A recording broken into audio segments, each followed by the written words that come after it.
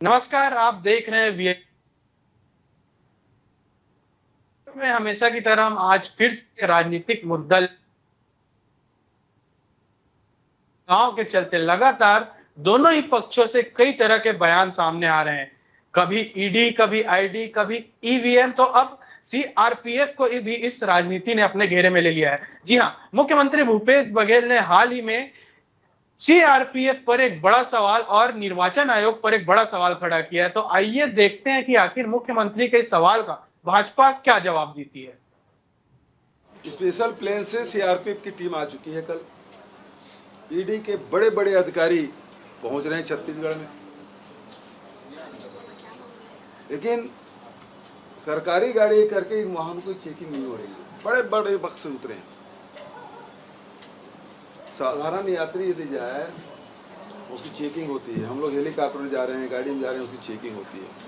लेकिन सीआरपीएफ के जो प्लेन में भर के बक्से भर के बड़े बड़े बक्से भर के आए हैं, उसकी चेकिंग नहीं हो रही। ईडी आए, जांच करे,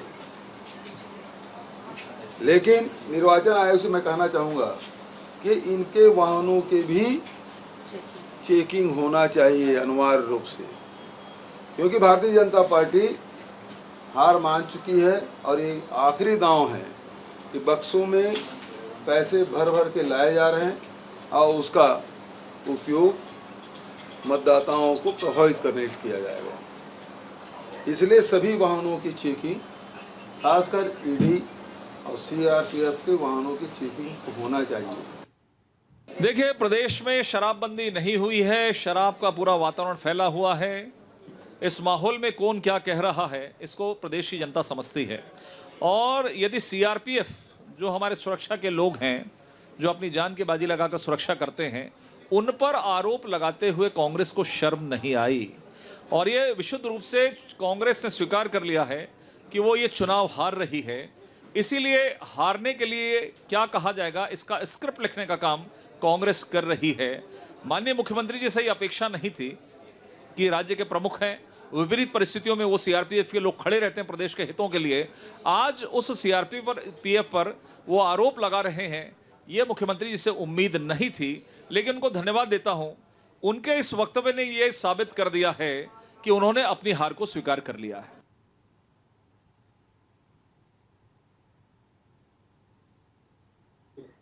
तो जिस तरह से आपने मुख्यमंत्री और भाजपा के बात को सुना, उन्होंने इस आरोप को साफ तौर पर नकारा है। वहीं अब यह एक बड़ा सवाल हो गया है छत्तीसगढ़ की राजनीति में, आखिर सीआरपीएफ पर भी भरोसा नहीं किया जा रहा है। तो इसी विषय पर चर्चा करने के लिए हमारे साथ कांग्रेस से प्रवक्ता नीता लोधी जी हमारे साथ जुड़ी हुई है। हम उसका हमारे इस कार्यक्रम में स्वागत करते हैं। वहीं बीजेपी से सौरभ जागृत जी हमारे साथ जुड़े हुए हैं। आप दोनों का हम हमारे इस खास कार्यक्रम में स्वागत करते हैं। नीता लोधी जी, आपसे हम सवाल करेंगे कि आखिर मुख्यमंत्री भूपेश बघेल ने इस तरह का आरोप सीआरपीएफ पर लगाया है, जो हमारी सुरक्षा के लिए होती है, उसी पर इस तरह के सवाल खड़े करना किस हद तक सही है? क्या बोलेंगे आप? मुख्यमंत्री भूपेश बघेल जी ने जो कहा है पूर्णतः सत्य कहा है। वो जमीन से जुड़े नेता है और वो जमीन की जो घटनाएं होती है भारतीय जनता पार्टी केंद्र में शासन करती है और तुगलकी तरीके के काम करती है। निश्चित तौर पर सीआरपीएफ के जवान आ रहे हैं, उसके साथ साथ ईडी के लोग भी आ रहे हैं और बड़े बड़े बक्से में करोड़ों करोड़ रुपए भर के लेके आ रहे हैं। निश्चित तभी हमारे माननीय मुख्यमंत्री जी ने ये कहा है। आज जाके ग्राउंड लेवल में देखिए किस प्रकार भारतीय जनता पार्टी के लोग अति कर रहे हैं, किस प्रकार के अमित शाह और नरेंद्र मोदी पीएम बनते हैं और किस प्रकार के लाके यहाँ पे अपनी सत्ता का दुरुपयोग करते हैं। आप ये प्रत्यक्ष की प्रमाण हम लगातार देखते हैं। जिस प्रकार जहाँ पे कांग्रेस की सरकार भी है, वहां क्यों नहीं ईडी जाती, वहां क्यों नहीं आईडी जाती, वहां के लोग क्यों नहीं काम करते। यहाँ पर चुनाव में दबाव बनाकर आर्थिक रूप से पैसे पहुंचाए जा रहे हैं और उनकी सत्ता का दुरुपयोग किया जा रहा है। ये सत्य है। मैं तो न्यूज चैनल वालों को और दूसरे पार्टी वालों को आह्वान करूंगी, जाके देखिए किस प्रकार भारतीय जनता पार्टी के लोग लगे छुपे हुए पैसे बांट रहे हैं और केवल केंद्र शासन का इनको संरक्षण है। जी सौरभ जी, कांग्रेस ने गंभीर आरोप भाजपा पर लगाए हैं, नीता जी ने भी इस बात को सही ठहराया है। क्या जवाब देंगे आप? क्या लगता है आपको? देखिए, लगने वाली कोई बात ही नहीं है। जब जब भारतीय जनता पार्टी यदि कोई राज्य में जीत हासिल करती है, तब ये कहते हैं कि ईवीएम हैक हो चुका है, ईवीएम में कुछ गड़बड़ी है। अब पिछले बार इनकी छत्तीसगढ़ में कांग्रेस सरकार थी, तब इन्होंने ईवीएम के लिए नहीं बोला कि ईवीएम में गड़बड़ी थी। जब इनकी सरकार आई तो इनकी कथनी करनी, इनकी सोच में जमीन आसमान का अंतर है। भूपेश बघेल जी, जो चुनाव आने वाला है तो भगला उठते हैं, उनके दिमाग के चारों खाने चित हो चुके हैं, इनको समझ नहीं आ रहा है क्या बोलना है, क्या करना है। अरे देश की एजेंसी है, देश की पुलिस, ईडी, आईटी पे आरोप लगाना गंभीर बात है। जो देश की सेवा करते हैं सीआरपीएफ भाई, तो आप इस तरह का लगा रहे हैं, इस तरह का आरोप लगा रहे हैं।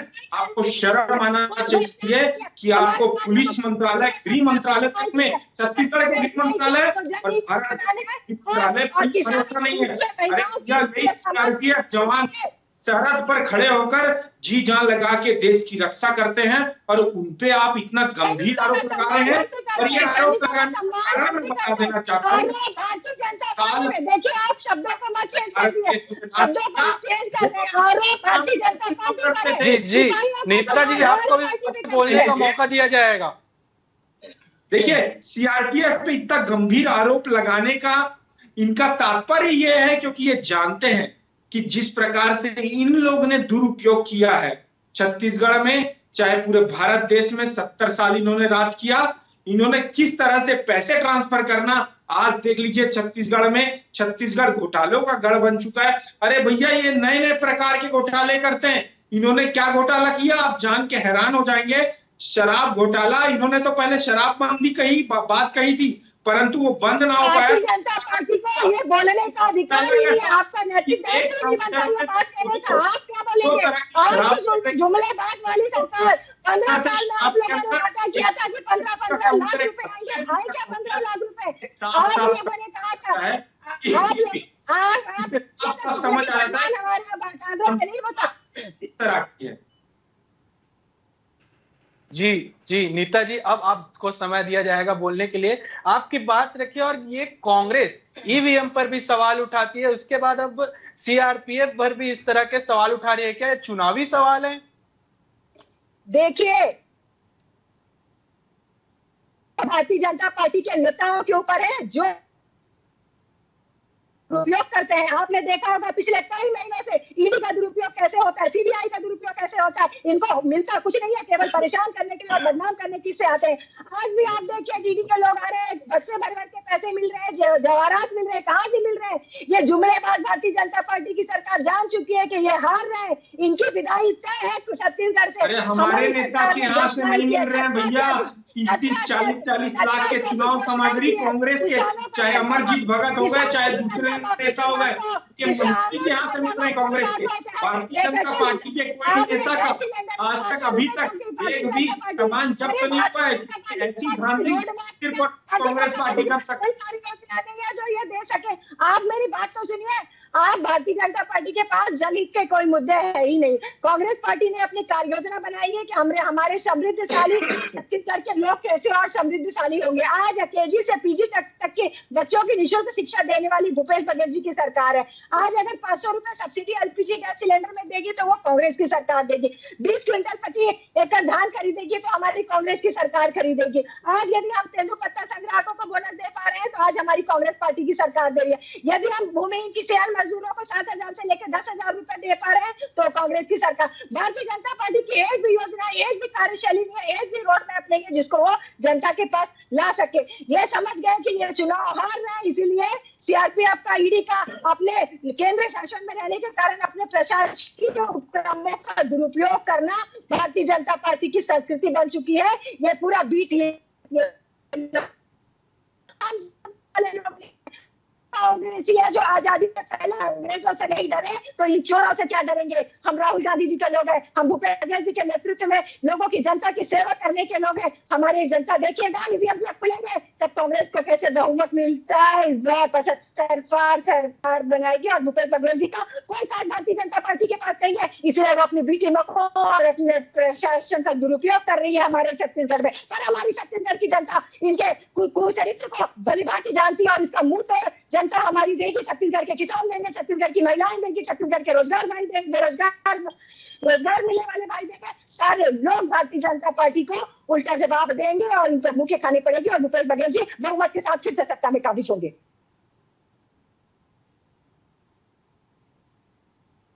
जी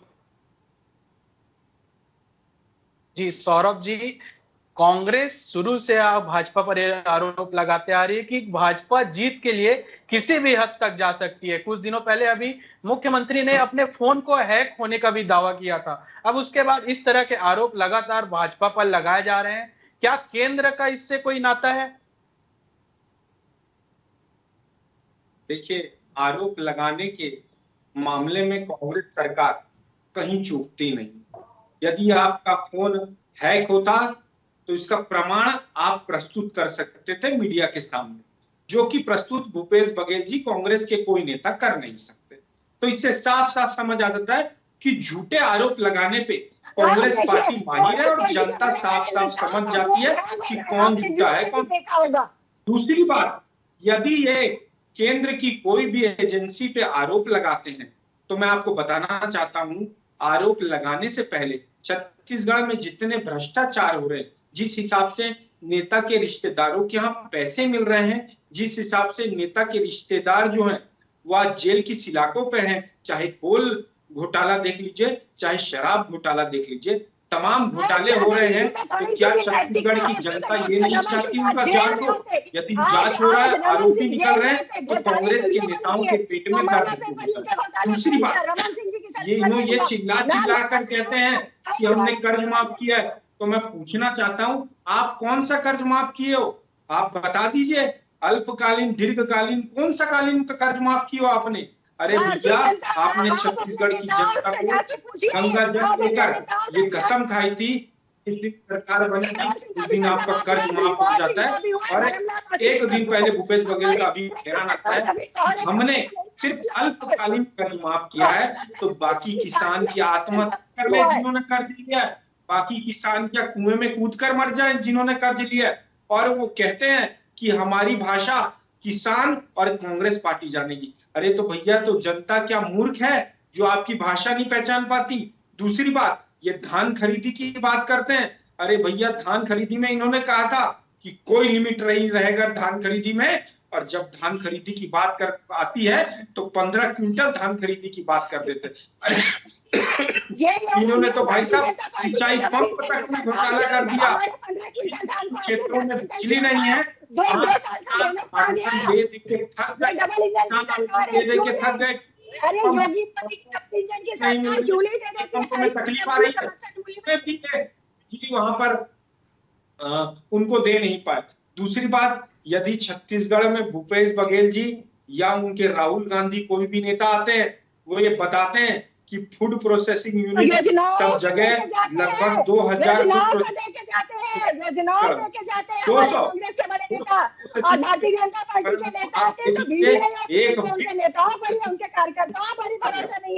आप सब समझ आ जाता है कि राहुल गांधी जी आकर उर्गुलुल बयान, उर्गुलुल योजना देकर जाते हैं, झूठे योजना, झूठे वादे देकर जाते हैं। जिन किसानों को तकलीफ होती है वो किसान खुद जानता है। अरे इन्होंने तो ये तक कहा था कि नकदी फसल के लोगों को प्रोत्साहन राशि मिलेगी। जो नकदी फसल किसान हैं, जो नकदी में फसल बेचते हैं, उनको प्रोत्साहन मिली थी। आज तक उनको कोई प्रोत्साहन नहीं मिला। तो जिस हिसाब से कांग्रेस का ठगीकरण दिख रहा है, जनता समझ चुकी है। आज आप बस्तर अंचल चले जाइए, सुकमा चले जाइए, दंतेवाड़ा चले जाइए, बीजापुर चले जाइए, कोंडागांव चले जाइए, 4-4, 6-6 महीने से लोग वहां पलायन चालू कर दिए, क्योंकि उनको 8-8, 10-10 महीने का मनरेगा का पैसा मिला।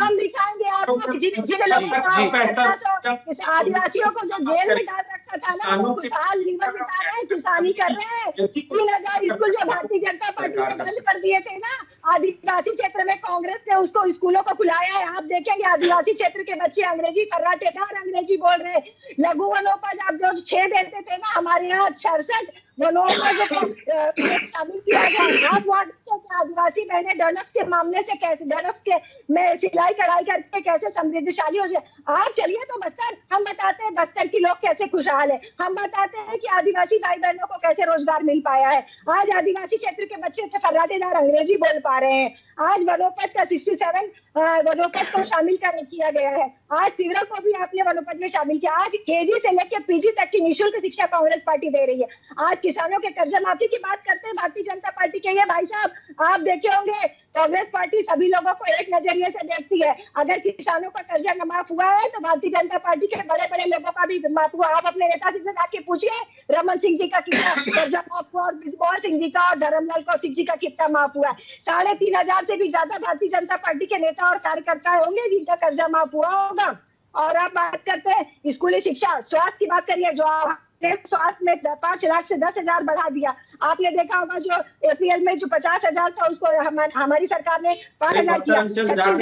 स्वास्थ्य की कितनी बुरी हालत है, एक्सीडेंट हो जाता तो एम्बुलेंस तक उपलब्ध नहीं करा पा रहे हैं आप, एम्बुलेंस उपलब्ध नहीं करा पा रहे हैं। किस स्वास्थ्य सेवा की बात करेंगे आप? पत्थरांचल जाकर देख लीजिए, वहाँ रोड की सुविधा नहीं है, बिजली नहीं दे पा रहे हैं, पानी नहीं दे पा रहे हैं। नल जल योजना के तहत पानी देना चाहिए आपको, आज तक पानी नहीं मिला है। अरे भैया आपने 3 छत्तीसगढ़ में 3 राज्यसभा सांसद आपने लाए, एटीएस तुलसी रंजन राजीव शुक्ला, कहाँ गया भैया? भ्रष्टाचार का इतना बड़ा बड़ा आरोप लगता है, संसद में आवाज नहीं उठा सकते। महिला उत्पीड़न इतने ताजा हो रहा है कि महिला नेताजी सौरभ जी एक गंभीर सवाल है नेताजी जी। जिस तरह से भाजपा का एक तरह से सीधा कहना है कि कांग्रेस अपने हार को जान चुके, इसीलिए बौखलाहट में इस तरह का बयान दे रही है, क्या कहेंगे इस पे? देखिए कांग्रेस ने अपने कामों पे भरोसा है। आज यूं ही जनता नहीं करती कि भूपेश है तो भरोसा है, भूपेश है तो भरोसा नहीं, भूपेश है तो भ्रष्टाचार है, कांग्रेस है तो भ्रष्टाचार है। भ्रष्टाचार तो भारतीय जनता पार्टी के कार्यकाल में होता था। कभी टिफिन बांटने के नाम पे, कभी चरण पादुका बांटने के नाम पे, कभी 6 नंबर और 9 नंबर के देते थे। जर्सी गाय देने चरण पादुका की तो बात करिए मत, आपने तो तेंदुपत्ता संग्रहालयों को चरण पादुका तक नहीं बांटा, तेंदुपत्ता संग्रहालयों का बीमा तक नहीं किया, तेंदुपत्ता संग्रहालयों को साड़ी तक नहीं बांटी। किस तेंदुपत्ता संग्रहालयों की बात करते हैं? 17 लाख मानक बोरा के हिसाब से भारतीय जनता पार्टी खरीदी करती थी तेंदुपत्ता, आप 13 लाख मानक बोरा के हिसाब से कर रहे हैं। 4-4 लाख का अंतर आता है, 1 लाख करोड़ का नुकसान तेंदुपत्ता को हो रहा है। किस तेंदुपत्ता की बात करते हैं? चरण पादुका लीजिए, भाई बहन क्या बोल लीजिए, आप मुझे टाइम दीजिए बोलने के लिए। आप आज आदिवासी क्षेत्रों में आप जाके देखेंगे, चाहे स्कूलों की बातें हो, चाहे बंदी स्कूल खोलने की बात हो, चाहे स्वास्थ्य की बात हो, मलेरिया मुक्त बस्तर करने की बात हो, चाहे की महिलाओं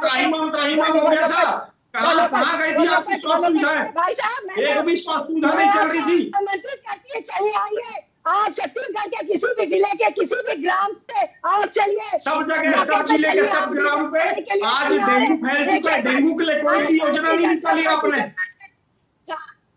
क्यों नहीं योजना है? 25 लाख तक विशेष पैकेज दिया है माननीय भूपेश बघेल जी ने। 25 लाख कहाँ है वो पैकेज? किसी को मिला नहीं है। ये भी स्वास्थ्य कर्मचारी क्या खा के चले गए? आपके अधिकारी खा के चले गए क्या? छत्तीसगढ़ में डेंगू का प्रकोप इतना बढ़ चुका था कि डेंगू के लिए एक भी मुफ्त न दवाई मिल रही थी, न स्वास्थ्य सुविधा मिल रही थी। कितनी शर्म की बात थी। आज महिलाओं को देख लीजिए, महिला दिन ब दिन पीड़ित होते जा रही है। इतना आरोप लगा रही है कांग्रेस पे कि हमारी सुरक्षा नहीं मिल रही है, हमारे साथ खिलवाड़ किया जा रहा है, छेड़छाड़ हो रही है, रेप हो रहा है। कोई कहने के लिए तैयार नहीं है इनके कांग्रेस के नेता। क्या बात करेंगे छत्तीसगढ़ की विकास की? आप क्या बात करेंगे छत्तीसगढ़ के विकास की? आपके पास ना कोई रोड मैप है। अरे हम लोग तो 15 साल छत्तीसगढ़ को विकास का पूरा प्रारूप दे दिया, आपने तो 4.5 साल में छत्तीसगढ़ उठा गए। जिस हिसाब से छत्तीसगढ़ आप देख लीजिए, त्राहिमाम कह रहा है, जब चिल्ला कर कह रही है कि नेताजी सौरभ जी आज फिलहाल इस डिबेट पे यही रोकना पड़ेगा हमें, समय की कमी है। अत्याचारी नेताओं को वापस भेज दिया 2014 की धरती में। अरे गोबर खान तक को नहीं छोड़ा, घोटाम तक को नहीं छोड़ा इन्होंने। भारतीय जनता पार्टी के चाल और चरित्र को अच्छी तरीके से जान चुकी है छत्तीसगढ़ की जनता। अरे हमारी चाल चरित्र को क्या जानेंगी? शासन आपका है, सत्ता आपका है, आपकी जो योजनाएं अंतिम छोर के व्यक्ति तक पहुंच नहीं रही है तो आपकी चाल चरित्र को जानेंगी। हमारा चाल चरित्र 15 साल देख लिया, बहुत अच्छा सुशासन गरीब कल्याण का चाल चरित्र है। आपका तो सिर्फ भ्रष्टाचार का चाल चरित्र है भाई साहब। इसीलिए जितने बाई इलेक्शन हुए, चाहे वो विधानसभा के हो चाहे लोकसभा के हो, जनपद अभी देख लीजिए, आप 70 की बात कर रहे हैं, 75 की बात कर रहे हैं, 7 से 17 सीट पाने बहुत बड़ी बात है छत्तीसगढ़ में। मौका मिल पाया है। आप देख लीजिएगा प्रत्यक्ष की प्रमाण कांग्रेस पार्टी काम करने में विश्वास रखती है। कांग्रेस पार्टी लोगों के हित को देने में काम करती है। कांग्रेस पार्टी आम जनता की सरकार है। कांग्रेस पार्टी में काम किया। निश्चित तौर पे हम लोग फिर से जीत के आ रहे हैं और भारतीय जनता पार्टी को मुंह के खानी पड़ेगी। जी, एकदम शॉर्ट में सौरभ जी इसका जवाब दीजिए, आप क्या लगता है कौन भाजपा जीत पाएगी इस बार? देखिए, भारतीय जनता पार्टी 15 साल हमने छत्तीसगढ़ में राज किया और सेवा करने का काम किया, परंतु इन्होंने सिर्फ 4.5-5 साल इन लोगों ने सेवा नहीं की, राज किया, सिर्फ और सिर्फ भ्रष्टाचार किया, सिर्फ और सिर्फ भ्रष्टाचार। ये एक भी कोई भी घोषणा पत्र, ये मैं घोषणा पत्र पकड़ कर बैठा हूँ, एक भी घोषणा पत्र इन्होंने पूरा नहीं किया। अपना वादे, झूठे वादे छत्तीसगढ़ में शासन बनाया और उसके बाद यहाँ चिल्लाने से कुछ नहीं होगा। जो घोषणा पत्र आपने लागू किया था वो पूरा नहीं पाया, जनता जी जी सौरभ जी, नीता जी, आज का समय यही समाप्त होता है। किसी और दिन इस मुद्दे पर हम फिर चर्चा करेंगे। जनता पार्टी का घोषणा पत्र निकाले, आपको क्या 15 लाख आ गया? आपका काला धन वापस हो गया? जी जी जी